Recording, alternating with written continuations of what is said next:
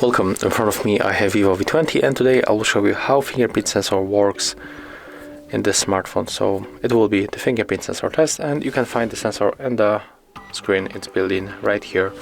So let's make a few tries, let's see how it performs.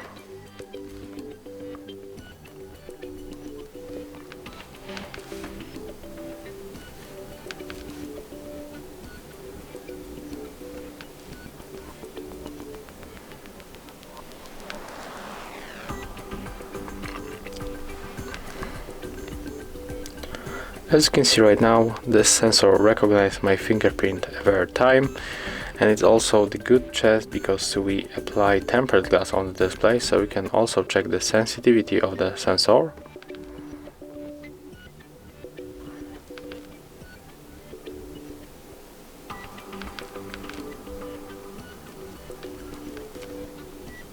So as you can see, it works fast and it's reliable for sure, because I can unlock phone in a very dry, as you can see, without any problems.